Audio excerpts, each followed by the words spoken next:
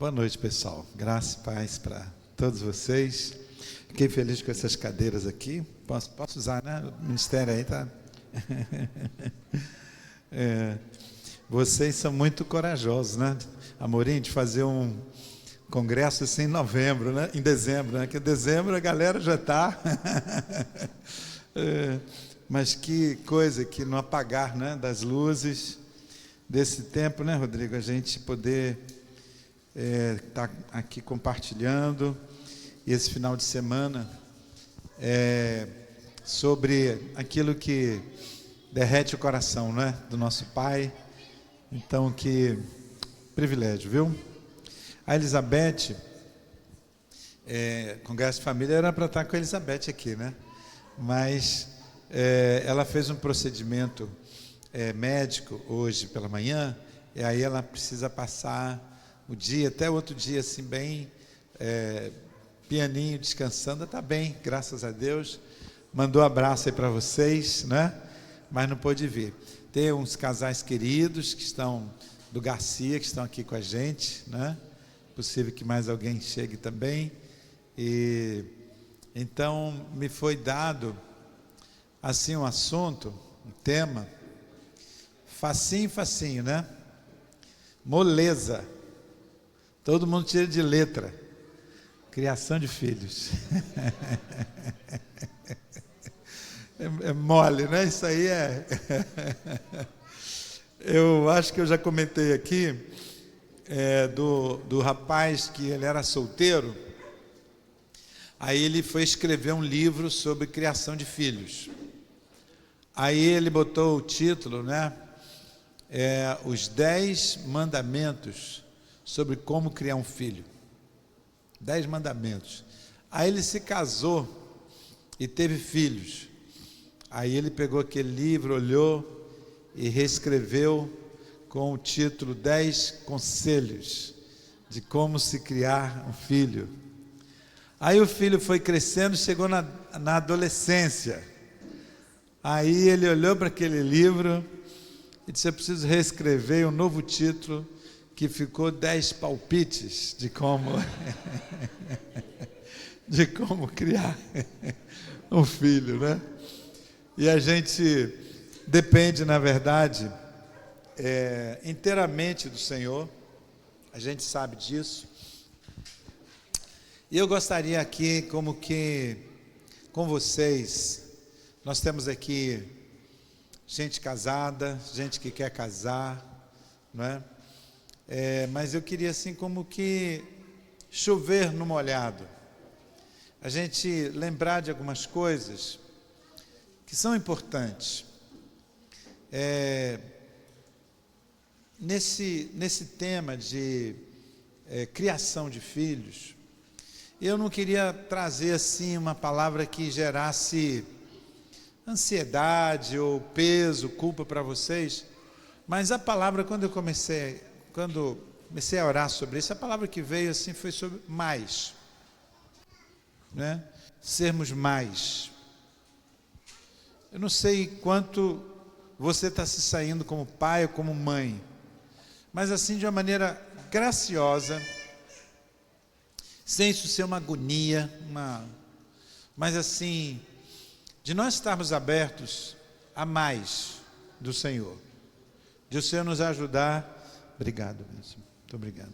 Alguma coisa, áreas assim que a gente possa ir, dar um passo a mais. E vocês têm alguns textos? Tem, Rodrigo, aqueles textos aí? Dá para projetar? Então, assim, das primeiras coisas que veio ao meu coração, obviamente, se a gente está falando sobre criação de filhos, nós precisamos ser mais intencionais nesse propósito. E quando, logo no primeiro capítulo da Bíblia, nos versos 26, 27 e 28, nós temos, o texto está aí, né? Vocês podem me ajudar? Leia os 26, 27, 28, vamos lá? E disse Deus, façamos o homem à nossa imagem, conforme nossa semelhança, domine ele sobre os peixes do mar, sobre as aves do céu, sobre o gado, sobre os animais selvagens e sobre todo animal rastejante que se arrasta sobre a terra. E Deus criou o homem à sua imagem, a imagem de Deus o criou, homem e mulher os criou. Então Deus os abençoou e lhes disse: frutificai e multiplicai-vos, enchei a terra e sujeitai-a, dominai sobre os peixes do mar, sobre as aves do céu e sobre todos os animais que rastejam sobre a terra. Então, queridos, a gente percebe que para o homem a primeira ordem foi dominar.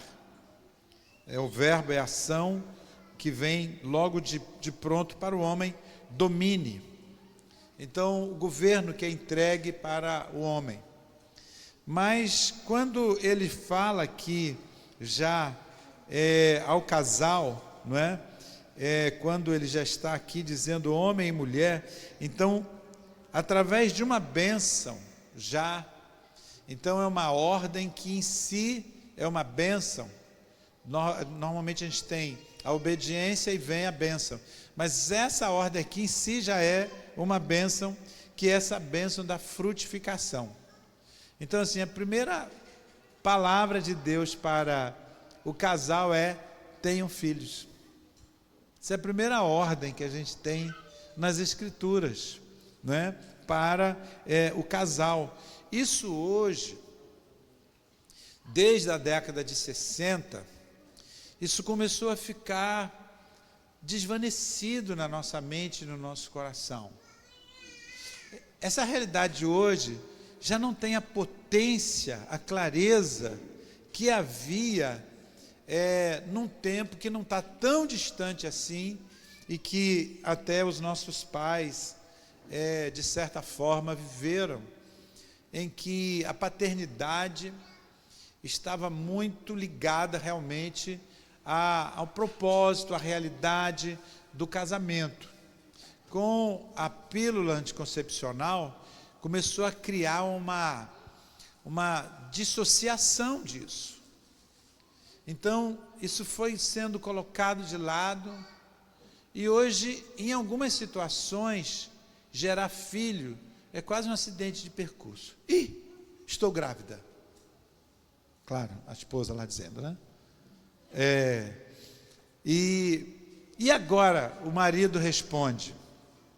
Então, muitas vezes a chegada de uma criança é assim um bafafá, uma situação assim que quando aqui isso vem embebido numa realidade de Deus os abençoou.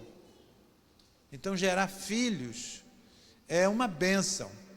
Então, se a gente quer viver uma realidade de sermos mais pais, de vivermos um tempo em que a paternidade está em queda, em todos os sentidos. E quando eu falar paternidade aqui, queridos, vamos compreender a paternidade e a maternidade, tá bom? Então, para a gente facilitar aqui. Então, principalmente para nós varões, ter filhos não é uma meta. Uma das metas, olha, eu tenho algumas metas para o ano que vem, uma delas é ter um filho.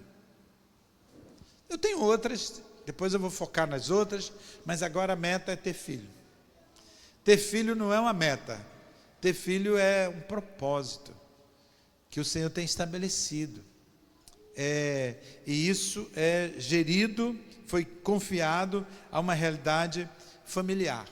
E nós estamos vivendo um drama, que é o seguinte: os pais que podem menos, tendem a ter mais filhos, e aqueles que podem mais, ter menos filhos.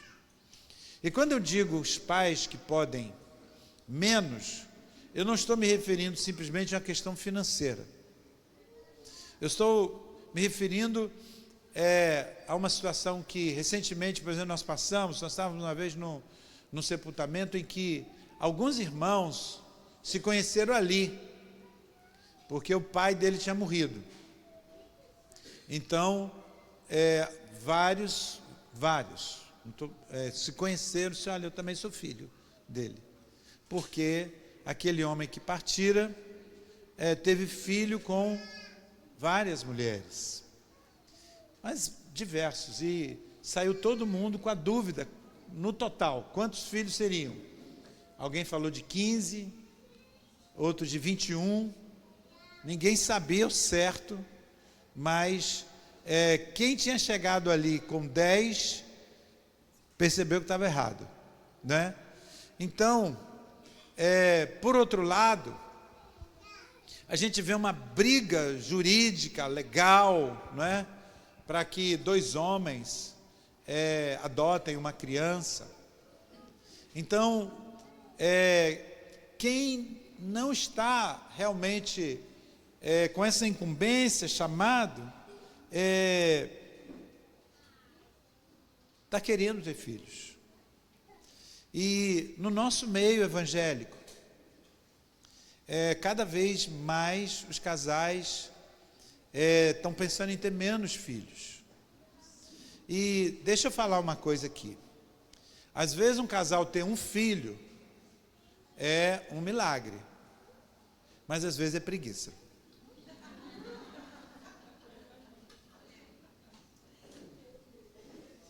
Então, assim, tem que ter aqui um discernimento de obediência, é mandamento.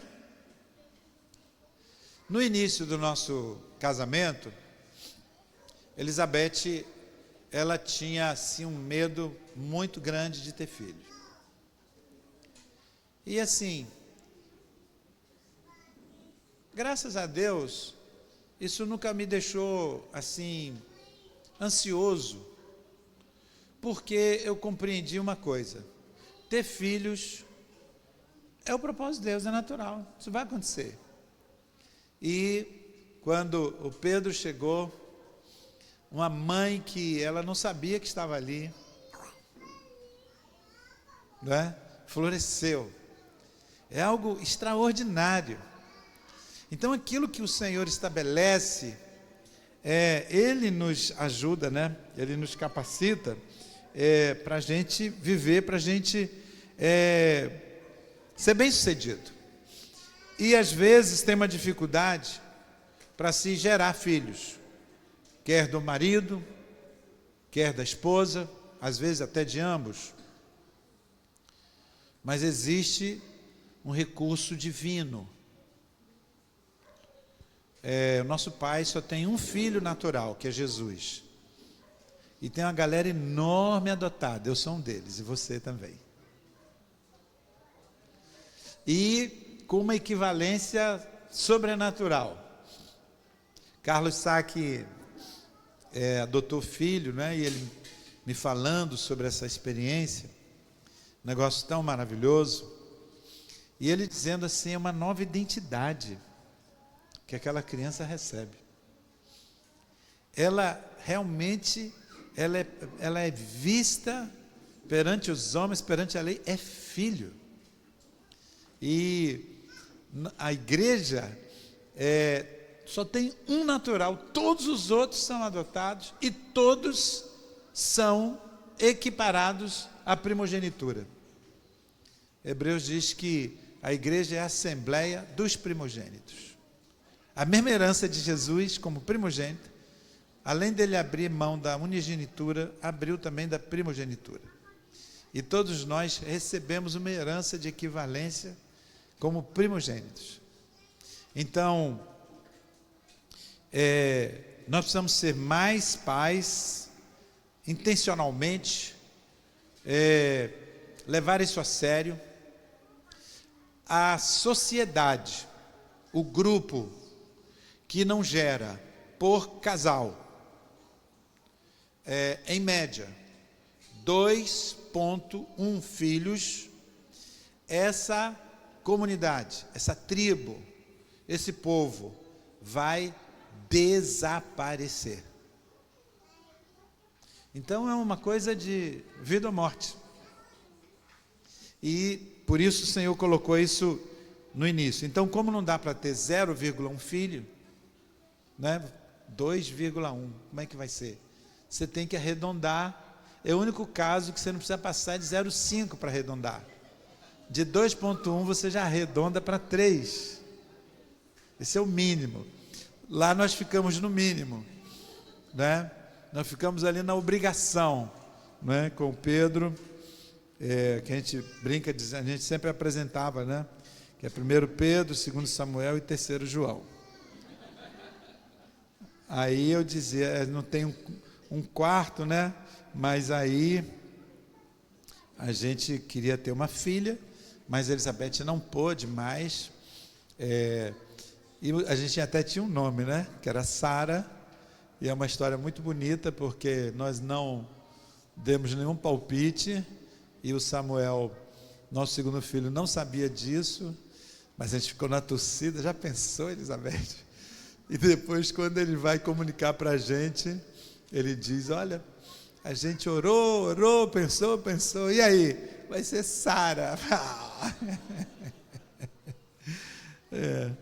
É filha 2 vezes, né? Nós precisamos, nesse tempo, e Amorim falou da perversidade que nós vivemos, o tempo perverso. Gente, se Jesus naquele tempo, com aquela turmazinha bem mais devagar, Jesus olhou e disse: resplandeça a luz de vocês numa geração má e perversa. Pense na avaliação hoje.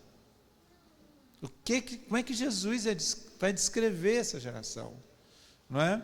Mas ele disse também que a igreja, ela estaria cada vez mais bem preparada para o casamento. Então, são coisas maravilhosas que Deus vai fazer, está fazendo na sua casa. A sua família vai impactar. E a gente perceber que a gente investir nos nossos filhos é uma das atitudes mais radicais, mais poderosas que a gente pode fazer. Um dos diáconos lá na congregação, Antônio e Nilma, eles estavam aqui na abertura do espiritual. Ele ganhou um prêmio nacional. Ele trabalha na Chesf, que está ligada à Eletrobras, e ele recebeu uma premiação nacional. Fizeram uma surpresa para ele, chamaram ele e disse: vem, pode trazer a família. Então foi ele, e suas 2 filhas e seu filho. E ele ficou impactado lá, não foi com o prêmio, foi com a repercussão deles verem um homem casado com a mulher e 3 filhos do lado. Vocês são aquela coisa assim que parece que tem que ir no museu hoje para ver. E graças a Deus, nesse sentido, a igreja é esse museu, se fosse o caso, mas não é. Porque o museu traz as coisas mortas. E o que está morto é o mundo. A vida está fluindo aqui. Né? Então a gente tem um tempo como esse aqui, é extraordinário. Então nós precisamos também, se queremos viver esse tempo de sermos mais pais, nós precisamos ser pais mais nobres. Pais mais nobres. E eu estou falando então de propósito. A nobreza se define muito pelo propósito. Então, quando Isaías 65, 23, nós temos assim essa promessa: não trabalharão em vão, nem terão filhos para a calamidade, porque serão a descendência dos benditos do Senhor, e os seus descendentes estarão com eles. Então, queridos, muitas vezes a gente vive como que tem filhos, como se nós os tivéssemos para nós. A gente não gera filho para a gente. A gente também não gera filho, muito menos para o mundo. A gente não gera filho para o mercado de trabalho. para mão de obra. A gente gera filhos para Deus. Os nossos filhos, eles são gerados para o reino. Quando um casal gera um filho, ele está entrando em sintonia, em alinhamento com o projeto eterno de Deus, que é de ter uma família com muitos filhos semelhantes a Jesus. Para isso acontecer, pessoas precisam firmar uma aliança de casamento e gerarem filhos. Então, de tudo que um casal pode deixar herança, pode deixar bens, mas o que vai ficar para a eternidade são os filhos. Daqui a uma eternidade, os filhos gerados vão existir, e aqui está dizendo que, olha, não é para a calamidade, e não está se falando aqui apenas de uma calamidade cósmica, temporal, para calamidade nenhuma, eternamente falando. Então, você já parou para pensar que nós temos essa graça de gerar um ser que vai ser filho de Deus eternamente? Que método evangelístico extraordinário, maravilhoso, o mais tremendo, gerarmos filhos que serão filhos de Deus. Eu estava meditando sobre isso aqui. Eu e Elizabeth somos muito gratos ao Senhor pelos nossos filhos, pela misericórdia de Deus. Todos eles estão no caminho do Senhor. 2 deles já têm filho, e o terceiro, o mais novo, eu estou vendo que eles não vão aguentar muito tempo sem filho. Já vi tudo, já filmei já tudinho lá, então não vai demorar não. Mas assim, se eu pudesse voltar no tempo com Elizabeth, nós daríamos mais ênfase, e temos orado por isso, porque assim, a gente não deixa de ser pai depois que os filhos se casam. Há um curso muito interessante que vem junto com Casados para Sempre, que é Pais para a Vida Toda. Mas eu penso, inclusive, que a gente pode melhorar um pouco esse tema aí. A gente pensar pais no sentido para a eternidade, não que a gente vai ser pai dos nossos filhos eternamente, mas que nós vamos atuar como pai que vai ter um resultado eterno.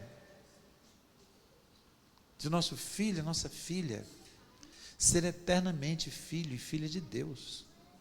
Você já parou para refletir sobre que negócio poderoso, tão tremendo? E isso foi perdendo a sacralidade. Isso foi perdendo a grandeza. As mulheres hoje quase que têm que pedir desculpa à sociedade para ter mulher, para ter filho. Quase que uma mulher hoje que tiver 3, 4 filhos, ela tem que se preparar psicologicamente, emocionalmente. Você está doida? Eu esqueci agora o nome, os 2 são pastores. Tem o Jair, que eu estive com ele lá nos Estados Unidos, e o irmão, ele inclusive já foi parado pela polícia lá, porque eles são jovens, mas a última vez que eu contei, eles tinham 10 filhos. 10 filhos. Então eles têm uma van lá e bota aquela galera toda lá. A polícia parou pensando que fosse tráfico de menores. Esse cara é um traficante né? E isso no Texas, que é um lugar, olha, se seu marido ou sua esposa está assim meio desanimado, com pouca inspiração, programe uma viagem para o Texas. Entendeu? Porque você vê casais jovens com 5, 6 filhos, é assim. Negócio maravilhoso. E não é à toa, né? Não é assim em todos os Estados Unidos, mas ali é o Bible Belt, é o cinturão da Bíblia. Eu fiquei muito feliz com aquilo, não é? Então, assim, eu oro para que os meus filhos, juntamente com as suas esposas e netos, vivam mais intensamente o propósito de Deus para a vida deles. Porque isso aqui é que vai fazer diferença. Eu estava hoje lavando lá as louças e ouvindo um podcast do Jesus Cop, e o pastor lá, ele contando um testemunho impressionante. Ele dizendo que ele teve uma experiência com Deus dormindo, que ele começou a ouvir vozes, e dentro dessas vozes, disse assim, leia, né, Samuel 2, e ele foi atônito, correndo para ali. Nesse tempo ele estava se afastando dos caminhos do Senhor. Aí foi para o quarto da mãe. Quando ele disse isso, contou, a mãe começou a chorar. Eu falei, o que houve? Eu estou ficando assustado. E aí ele disse, não, eu tenho orado por você. E olha que oração de mãe. Ela disse o seguinte, a oração dela foi, Senhor, se for para o meu filho se desviar dos caminhos do Senhor, leve-o antes. Leve-o antes. E ele disse que ele saiu dali com a vontade de voltar para a igreja, que nunca mais saiu da vida dele. Agora, por onde que a gente vai achar essas mães e esses pais hoje? Com essa pegada intensa, né? Focada na eternidade. Então, nós precisamos ser pais mais nobres. Irmãos, a gente está ficando muito mundano. A gente, às vezes, fica com muita coisinha que é do mundo, e fica ali com aquela farofada toda ali, com os filhos, mas a essência está se perdendo. Então, é tanta coisa, às vezes, mas... E aí, é outro aspecto que eu gostaria de deixar aqui como uma proposição para vocês, que é de serem pais mais simples. A coisa mais difícil na vida é ser simples. A coisa mais fácil é ser complicado. Para ser um casal complicado, uma família complicada, é fácil, é só não fazer nada. Porque a simplicidade vem com esforço. Vem com trabalho, vem com voltar à prancheta. Eu digo isso porque eu me lembro de algumas aulas que a gente trazia uma proposição arquitetônica e o professor disse, olha, melhor isso daí. A primeira ideia normalmente não é melhor. Então isso requer esse trabalho. Vocês sabem, vocês que já têm filho, vocês sabem, e vocês já pararam para perceber que a família sendo tão importante para Deus, não há um capítulo na Bíblia sem a família, porque a família já surge no primeiro capítulo da Bíblia. Então ela está presente, a igreja vai surgir lá na frente, mas família, ela está desde o primeiro capítulo, e isso no coração de Deus. Mas você já percebeu que assim, não há um compêndio com muitas filosofias sobre família? É simples. Elementos essenciais, e no entanto é o maior manual de família, que é a Bíblia. Para as mulheres, ele diz, mulheres, cada uma de vós seja submissa ao marido, assim como ao Senhor. Foca nisso. Foca nisso aí. Não inventa muita coisa, não. Foca nisso aí. Eu vou honrar isso na sua vida. Maridos, aí já é Efésios 5, 25. Cada um de vós ame a sua mulher, assim como Cristo amou a igreja, a si mesmo se entregou por ela. É isso aí. Maridos, foquem nisso. Como é que você vai amar mais a sua esposa? Porque o maior gesto de paternidade de um homem é cuidar bem da mãe dos filhos dele. É isso que vai marcar profundamente a vida dos seus filhos. Varão, é amar sua esposa. Eu joguei duríssimo com os meus pais. Certamente eu tinha menos de 12 anos, porque eu me batizei com 12 anos. E o pau quebrou lá em casa. Papai e mamãe estavam vivendo um tempo difícil no relacionamento. E eu era muito na minha. Mas o negócio pegou naquele sábado à tarde. E o negócio estava sério lá, eu no meu quarto, eu não aguentava mais. E eu gritei lá de dentro: é assim que vocês querem que eu me batize? Joguei logo uma bomba lá. Mas deu certo. Pelo menos naquele dia eles ficaram quietos. Né? Mas depois o Senhor deu graça para eles, eles se acharam, venceram aquela crise. Mas eu estou falando isso assim, como que isso nos abala, não é? Então as coisas simples,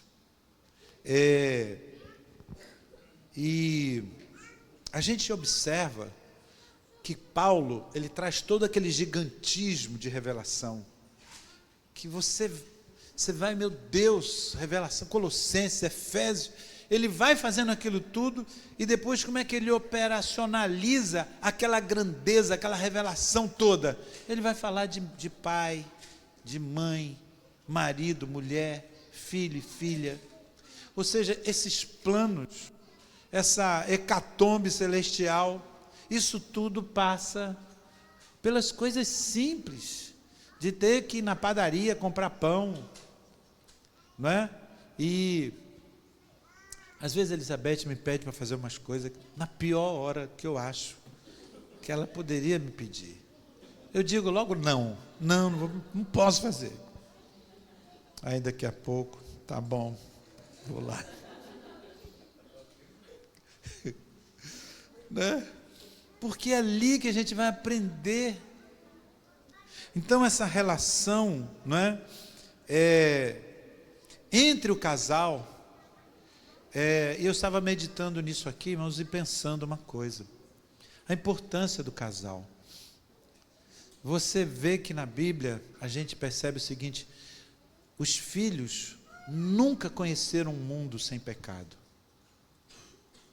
Nunca conheceram. Quando Caim e Abel chegaram, o mundo já estava decaído. Mas o casal conheceu um tempo sem pecado nessa terra. E o casal é essa referência de buscar. E muitas vezes a gente chega para Jesus, a gente chega quebrado, já com derrotas nessa área da nossa vida. E aí a misericórdia de Deus, a graça de Deus na nossa vida, para a gente caminhar. E eles precisam, os filhos, ver no relacionamento dos pais as marcas da obra restauradora do Senhor. A filha de Russell Shedd, a Renata, eu tive o privilégio de conhecê-la, mas ela certa vez disse, não para mim, mas para um outro amigo querido, o seguinte: eu creio que o meu pai é pecador, porque a Bíblia diz que ele é. Já pensou? Ela não via isso na experiência. Ela sabia que Russell Shedd era pecador, o pai dela, porque a Bíblia diz que todo homem é pecador.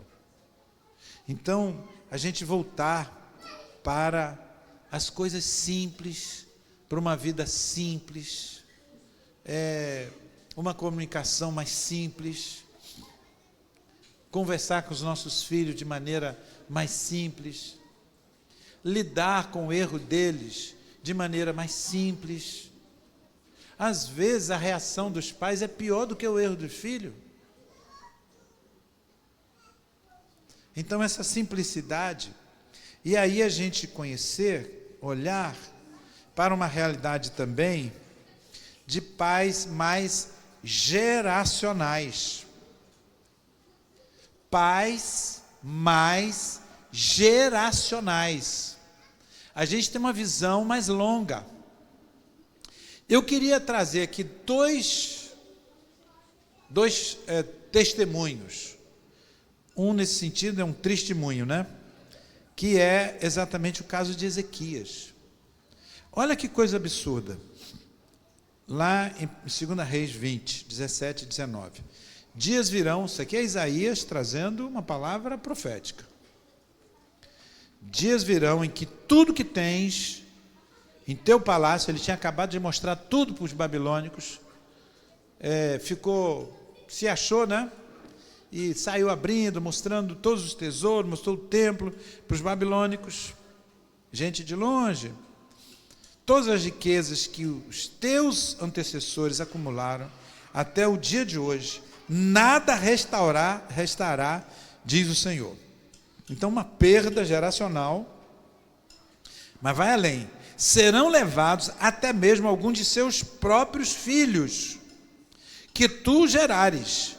Eles serão eunucos no palácio do rei da Babilônia. Agora, preste atenção na resposta de Ezequias.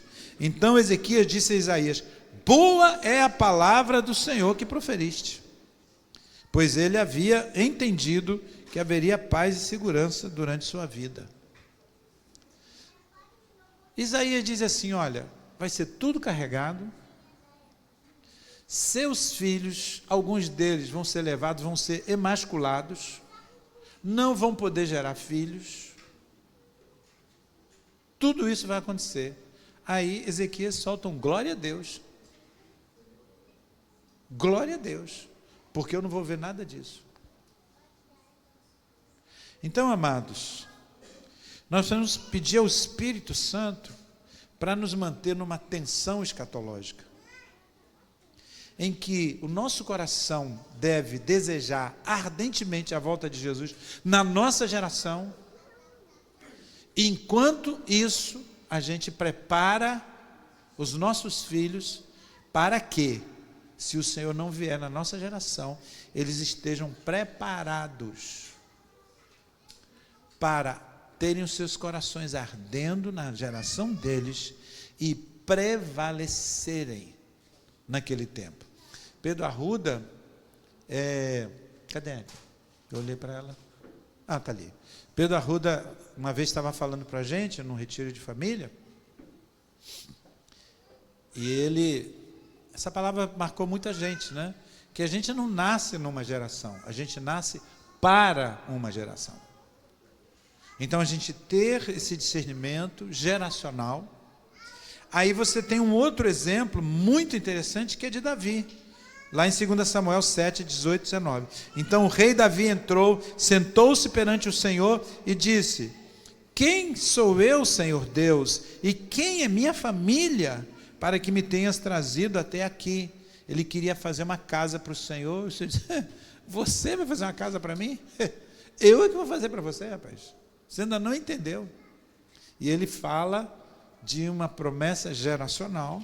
Ele diz assim: Senhor Deus, isso ainda foi pouco aos teus olhos, pois também falaste sobre a família do teu servo para tempos distantes. É assim que ages com os homens, ó Senhor Deus. Então, Davi tinha essa visão geracional.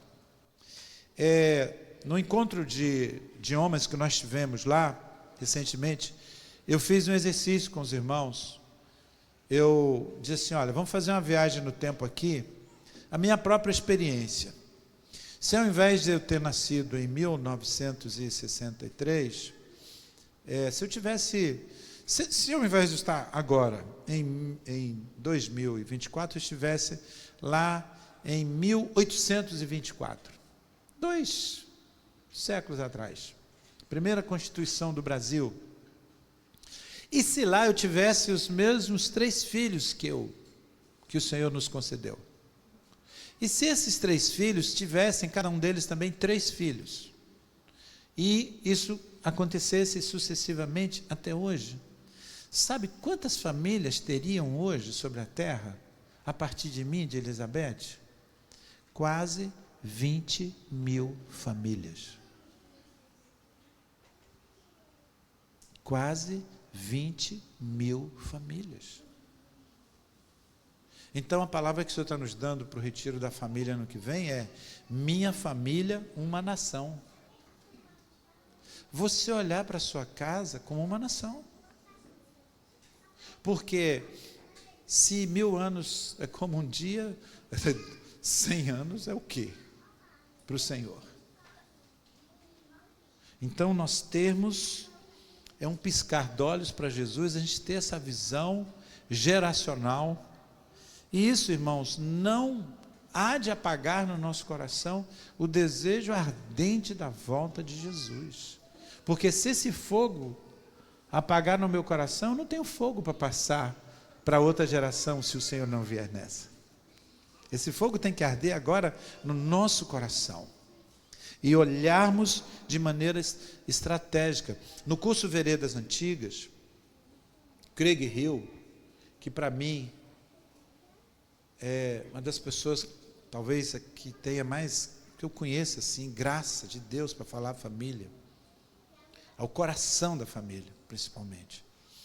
Ele faz, num dos seus seminários, eles levantam os ancestrais, ou a descendência de Jonathan Edwards, que foi um pastor lá no século XIX, um grande avivamento lá na Nova Inglaterra, e um outro sujeito que foi um criminoso, um homem muito mau, contemporâneo de Jonathan Edwards.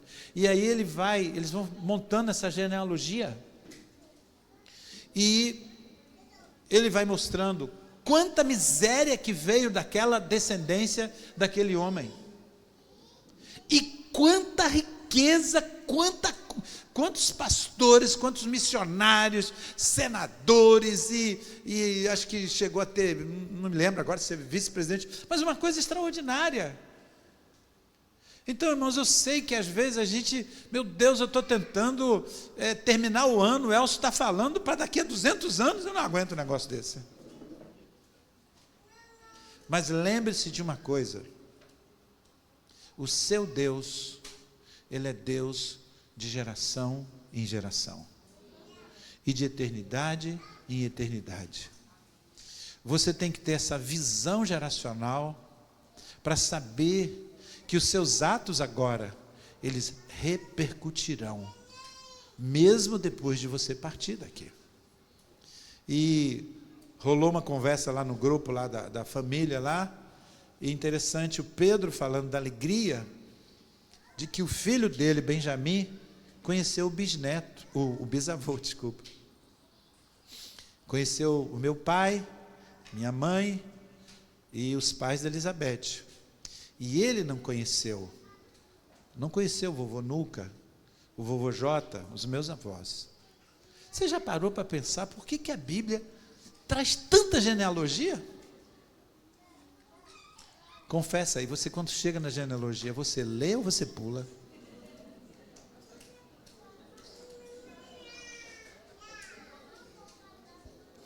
Deixa o Senhor falar com você nas genealogias.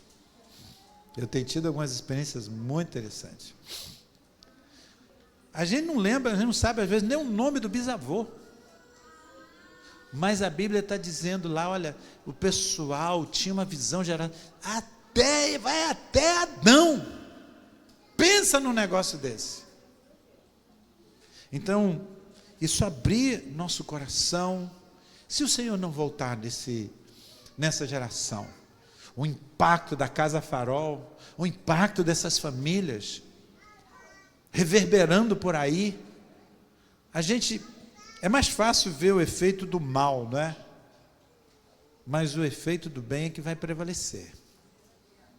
Porque a maldição, ela não tem fôlego, ela vai até a 3ª e 4ª. Mas a bênção do Senhor vai até quantas gerações? Até 1000 gerações. Uma geração são, não vou fazer conta aqui não, mas o penúltimo aspecto deixa eu correr aqui, antepenúltimo. Pais mais presentes. E estas palavras que hoje te ordeno estarão no teu coração, e ensinarás a teus filhos, e delas falarás, sentado em casa, e andando pelo caminho, e ao deitar-te, e ao levantar-te. Deuteronômio 6, 6, 7.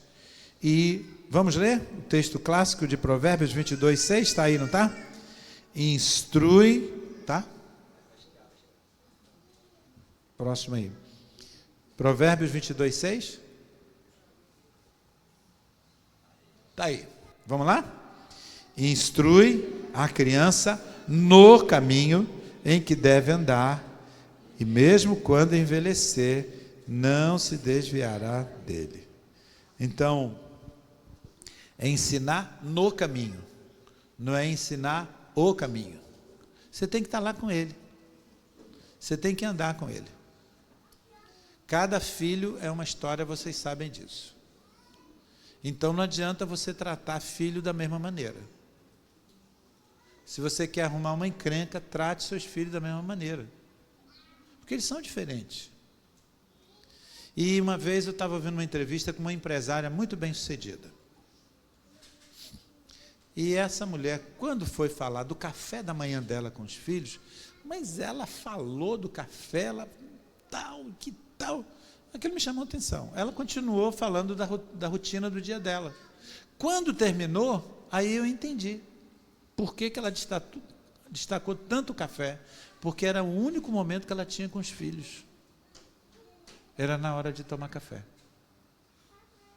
Então assim, mas o importante é tempo de qualidade. Tá certo. Não é? Às vezes, hoje já quase não tem ninguém lendo mais jornal. Mas no tempo assim de ter um jornal, uma revista, hoje é o celular, né? Então, está lá o sujeito balançando o filho né? E olhando o celular. Vai, meu filho, vamos lá. Ele está ali, mas ele não está ali. Compreenderam? Tá, mas não está. Mas assim, para ter tempo de qualidade, tem que ter quantidade de tempo. Então, às vezes, a gente pega uma expressão e se agarra naquilo ali. E nós vivemos, muitas mulheres foram treinadas em casa, o pai dizendo o seguinte, o pai ou um tio dizendo, olha, você não vai depender de homem nenhum. Você vai ter que ter o seu dinheiro, você tem que ser independente.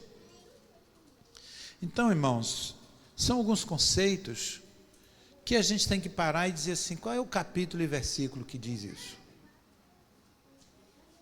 Eu estou seguindo realmente a palavra? Qual é o arquétipo hoje do meu pensamento? O que está moldando a minha maneira de ser? Então, assim, tudo que uma mulher e um homem precisam fazer nessa vida, que é para fazer dentro do propósito de Deus, vai dar tempo para fazer. Mas não dá para fazer tudo ao mesmo tempo. Então, você vai ter que priorizar. Então, o que está acontecendo? As pessoas estão fazendo as coisas menos importantes mais cedo e as coisas mais importantes mais tarde. E está dando um pipoco muito grande. Então, e isso está dentro das nossas congregações. Então, para nós sermos mais pais, a gente ter coragem de viver de uma maneira muito simples.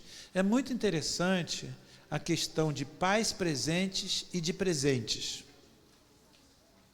Porque, não estou dizendo que isso é uma equação tiro e queda, mas é muito comum você entrar num quarto e, às vezes, quanto mais presente tem ali para aquela criança, menos presente é o pai e a mãe. Às vezes é uma coisa assim meio de compensação. Eu não estou dizendo que o pai presente diz, não, meu filho, vou te dar presente porque eu já estou presente. Eu sou o seu presente. Todo mundo aqui se lembra de momentos mágicos, né? Meu momento mágico, eu tinha menos de 6 anos e eu acordei e quando eu fui botar o pé no chão tinha um monte de carrinhos. Eu pensei que era no céu que eu tinha chegado ali. Cheguei no céu. Né? Meus pais pobres, E eu sei que aquilo ali era um esforço muito significativo, não é? Então, o valor dos presentes, mas assim, tenham coragem de arriscar. Tenham coragem de ter uma vida mais simples.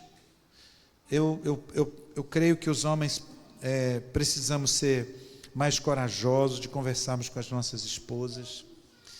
Eu tenho um caso que na época vieram conversar comigo. A esposa trabalhando, o marido também.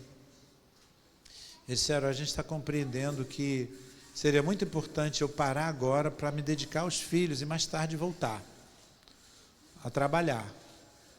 Ele disse: o Senhor abençoe vocês, todo o apoio a vocês. Elizabeth prejudicou a carreira dela. E ela, quando os meninos começaram a ir para a escola, nessa vaga ela entrava. Mas o trabalho sempre veio a reboque da família. E nós precisamos ser praticantes da palavra. A gente acredita ou não acredita na palavra? Então esse chamado, e sabe o que aconteceu com essa família? Que foi um passo de fé. A esposa parou de trabalhar e ela ganhava quase o que ele ganhava. Sabe o que Deus fez? Ele começou a ganhar mais, a ponto de ser mais do que o somatório do que ganhava os dois antes. Porque o mercado de trabalho fez isso. Só tinha uma pessoa para trabalhar, tinha que pagar mais caro, só tinha um para trabalhar. Aí vai dois, o marido e a mulher. Pronto, eu já posso diminuir o valor do salário, porque já tem dois querendo o salário. E a gente vai entrando nesse negócio aí. E depois a gente olha, meu Deus, como é que estão as famílias? Então eu quero encorajar vocês, não é? A serem pais mais presentes, isso sendo construído de maneira específica em cada congregação, em cada família, não é? Um aspecto que, claro que é muito importante, pais mais firmes. É o penúltimo aspecto aqui para deixar com vocês aqui. Agora a gente vai ver um exemplo negativo de Davi. Davi teve uma visão geracional, mas ele teve uma gestão familiar catastrófica. 1 Reis, capítulo 1, versos 5 e 6. Golpe de Estado.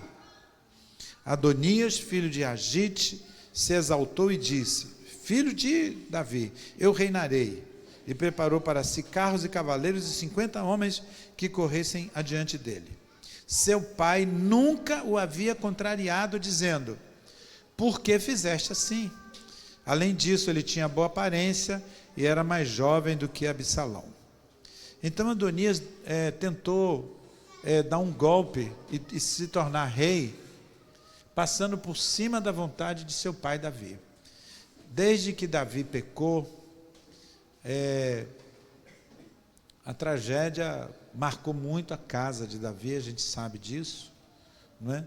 Mas eu queria destacar isso daqui, porque apesar das promessas que Deus cumpriu na vida de Davi, ele fracassou no lar.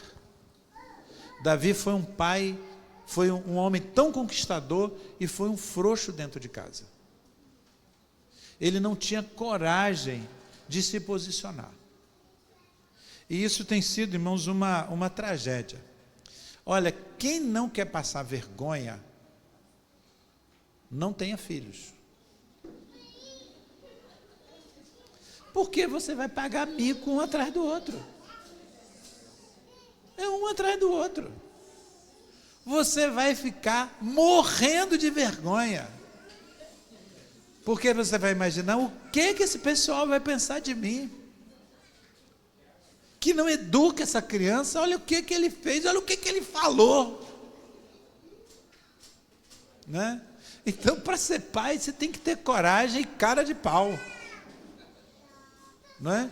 E situações, aí, pense, Olha a ilustração. Olha.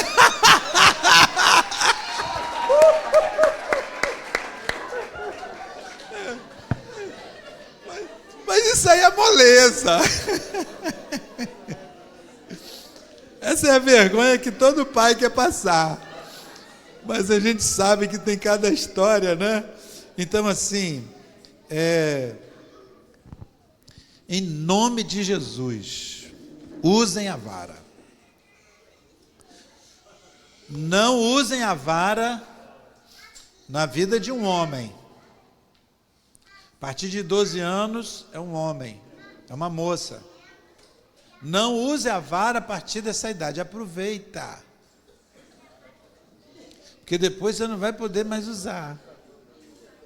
Mas faça-se tudo com ordem e decência. Por isso que tem que ser a vara. Nunca use a sua mão diretamente.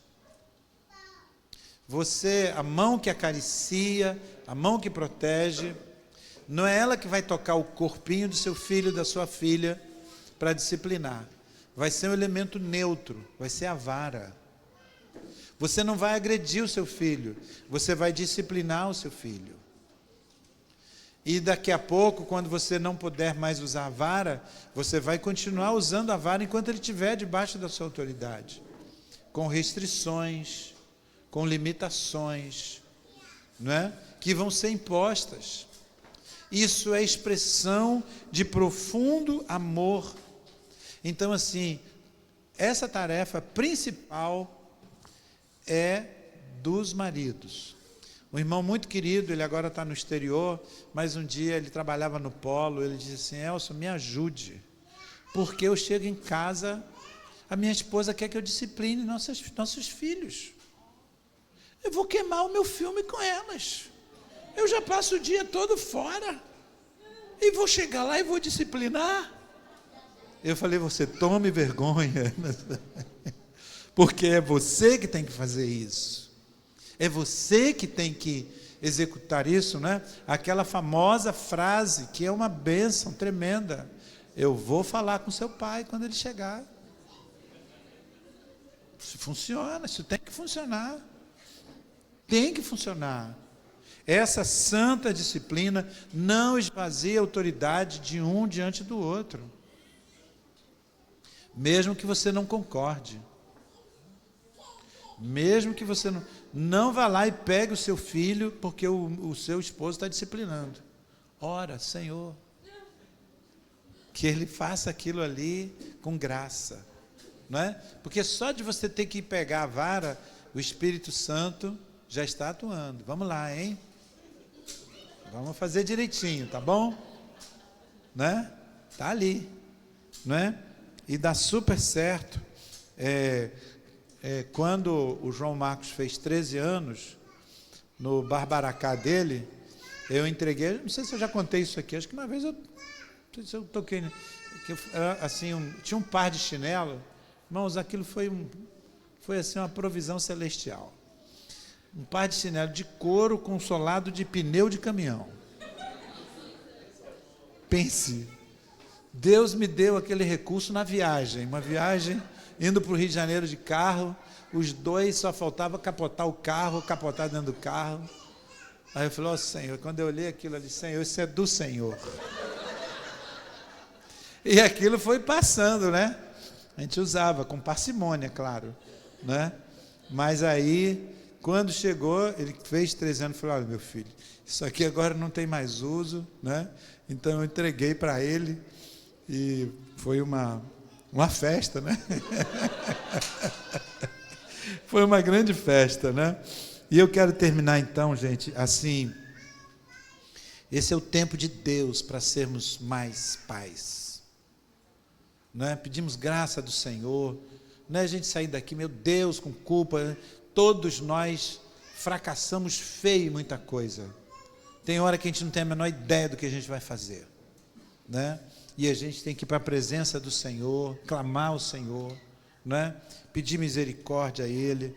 Mas eu quero terminar então exatamente dizendo isso: sejamos mais humildes. Vamos ser mais humildes.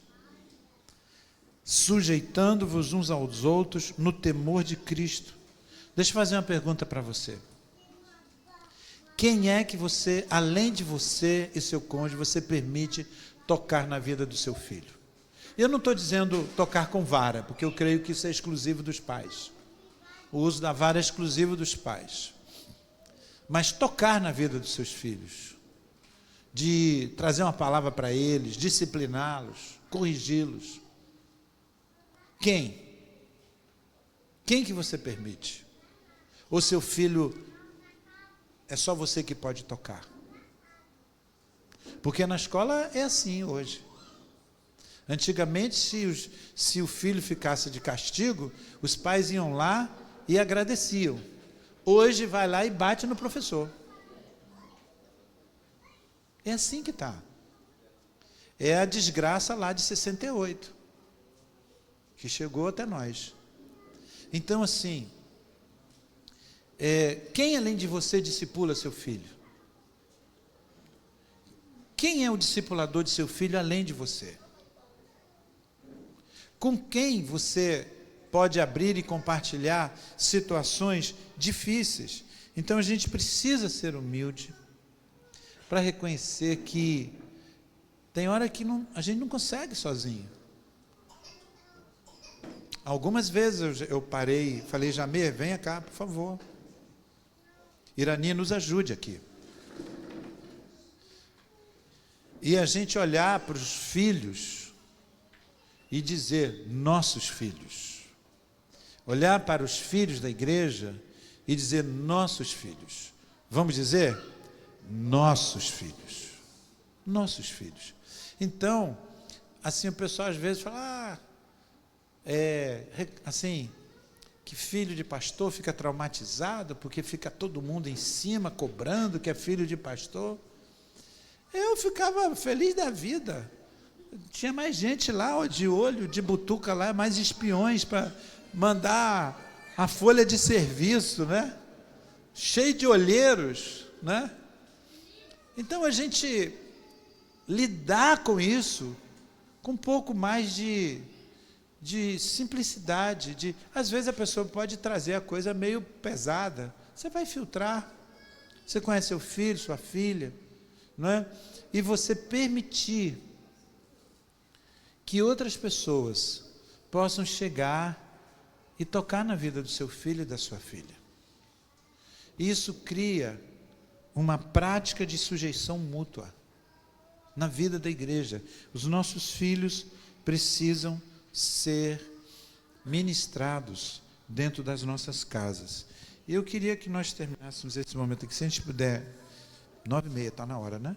Orar, mas eu queria só fazer uma oração baseado. Vamos ficar de pé, amados?